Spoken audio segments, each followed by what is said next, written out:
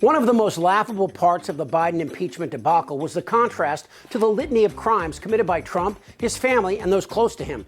Trump loves to compare himself to Al Capone. Because you got nothing. You got nothing in court. You don't got the bookkeeper. You got nothing. But that ain't true. I'm going to show you just how dirty these pigs are. Madam Speaker, yesterday I sat in on the Hunter Biden deposition for hours.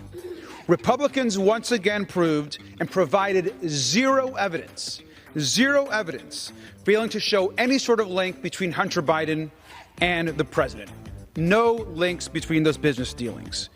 This entire case is a political stunt and a joke. Donald Trump ordered House Republicans to smear President Biden. They tried and failed. But I want to remind everyone about the real White House crime family. Why did Saudi Arabia give Jared Kushner $2 billion, billion with a B, just months after he left the Trump White House? And why did the Saudis spend hundreds of thousands of dollars at Trump properties while he was still the president? We also know that Jared Kushner used his cushy White House job to secure a $100 billion arms deal for Saudi Arabia and did other favors as well. Now, some members of the majority actually agree that this was unethical. And in fact, a few weeks ago, Jared Kushner was asked by a reporter about his grift. He responded, "Are we still really doing this?" Yes, Jared, we are still really doing this. The American people deserve answers. I rise yet again to urge my colleagues across the aisle to answer our calls and subpoena Jared Kushner's companies once and for all. We are not stopping, and we demand answers. Jared Kushner and Ivanka both benefited greatly from Trump's presidency. As you've heard, Jared socked away a couple billion from the Saudis, the country that 20 years earlier attacked us on 9/11 and whose mosques regularly celebrate that day.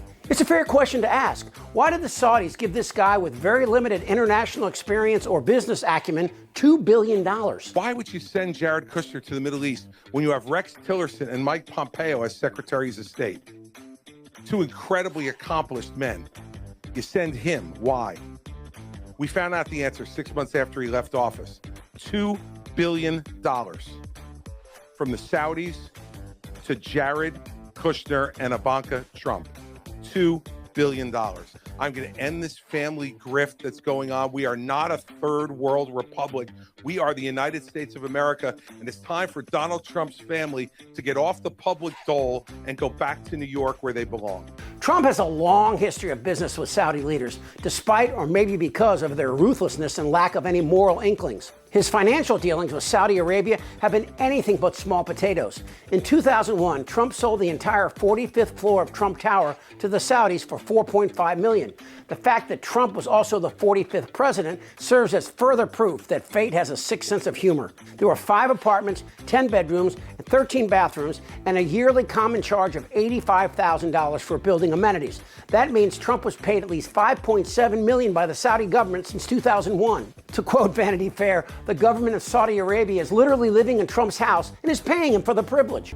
On October 2nd, 2018, Washington Post columnist Jamal Khashoggi entered the Saudi consulate in Istanbul. It would be the last time he was seen alive.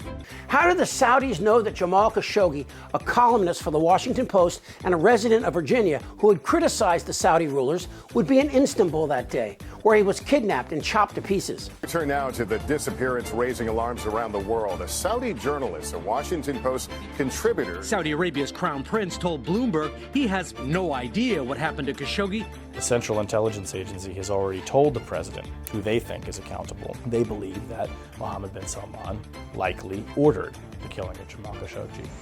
Our foreign intelligence said we knew it was MBS. Trump said, and the fact is, maybe he did, maybe he didn't. Ignoring the findings of America's intelligence services and coming to a conclusion that is totally unsupported by the facts makes no sense. It's a big mistake. The Trump administration has got this wrong. And Jared played a leading role inside the Trump administration defending the crown prince. Saudi Arabia is our partner. They're our ally. I do think this, that I worked very hard to get the order for the military. It's $110 billion. It's a very simple equation for me. I'm about make America great again. and I'm about America first. Saudi Arabia, and I get along great with all of them. They buy apartments from me, they spend $40 million, $50 million. Am I supposed to dislike them? I like them very much. But at the end of the day, our intelligence agencies concluded that MBS had in fact approved the 2018 killing and dismemberment of Jamal Khashoggi. But this is just a small part of the Trump crime family. Paul Manafort, 6 years before he was pardoned by Trump for numerous felonies, was paid tens of millions of dollars by pro-Russian Ukrainian President Viktor Yanukovych, who paid him to try to influence the U.S. government under Obama, which of course failed. When Yanukovych was run out, he fled to Putin, and Manafort fled to Trump, where he ran Trump's 2016 campaign for free. Oh yeah, and that summer, the Republican National Committee pulled their support for Ukraine. When it comes to Russia, Trump doesn't even try to hide their connections. He's made dozens of attempts over the last 20 years to get a Trump Tower built in Moscow. And Eric Trump freely admits they get all their financing from, yes, Russia. The Russian fertilizer king also purchased a Florida property from Trump for 4 times its value, then tore it down. A sure sign of buying favors, money laundering, or both. There was no collusion at all. Those comments coming on the heels of last week's grand jury indictment of 12 Russian intelligence officers for their alleged roles in committing cyber crimes to interfere in the 2016 election. Would you now, with the whole world watching, tell President Putin, would you denounce what happened in 2016, and would you warn him to never do it again? My people came to me, Dan Coates came to me, and some others. They said they think it's Russia. I have President Putin. He just said it's not Russia. I will say this, I don't see any reason why it would be. Trump's former national security advisor, Michael Flynn, pleaded guilty to 1 felony count of willfully and knowingly making materially false statements and omissions to the FBI, all about conversations with the Russian ambassador.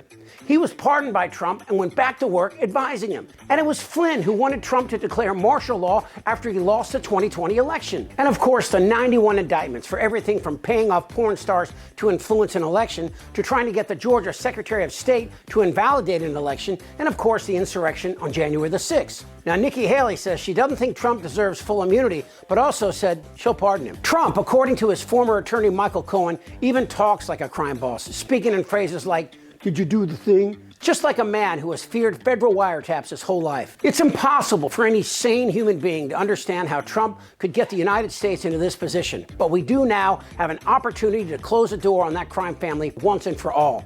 All it takes is a Supreme Court that does its job, 12 honest jurors, and a vacancy at a federal prison. Wake up! Who's with me? This isn't their Republican Party anymore. Am I wrong? Damn right. Tick-tock. You're in a lot of trouble, Donnie. Follow, like, and hit notifications as Really American keeps you up to date on the latest Republican cult lie in this very important year. For Really American, I'm Chip Franklin.